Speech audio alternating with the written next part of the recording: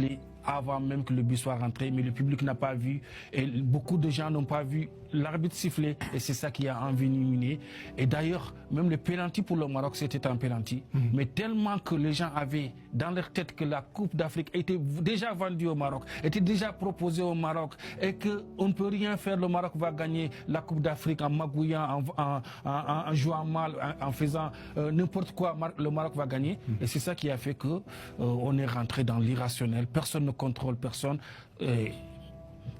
Là, c'est dramatique pour l'image du football africain. Tout ce qu'on avait construit pendant un mois, le storytelling pour dire que l'Afrique peut être au rendez-vous, que l'Afrique peut avoir les standards internationaux, parce que le Maroc avait proposé ça, on a tout gâté. On a tout gâté pendant 20 minutes irrationnelles, pendant 20 minutes où moi, personnellement, j'avais honte d'être africain et tout en chacun, oui, on avait honte d'être africain parce qu'on ne savait pas, est-ce que la finale, ça va s'arrêter là?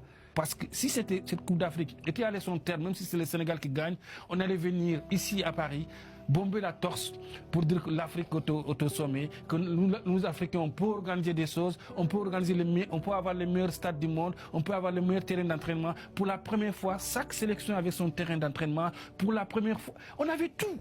Tout était réuni pour vendre le produit africain. Et pour la première fois, il y a plus de 200 télévisions qui diffusaient ce match. Même 2 jours avant la finale, la CAF a signé un contrat avec Netflix. On avait tout. Tout était réuni pour vendre notre produit. On a tout cassé.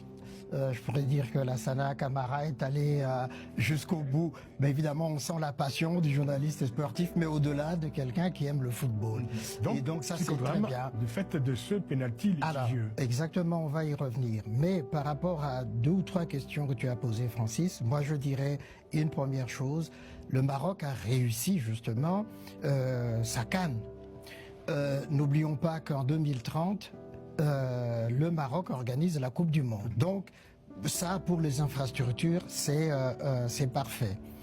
Et puis, le Maroc et le Sénégal sont aussi qualifiés pour la Coupe du Monde qui arrive bientôt en juin. Donc, ça, c'est déjà un acquis. Alors, moi, je ne suis pas de ceux qui disent...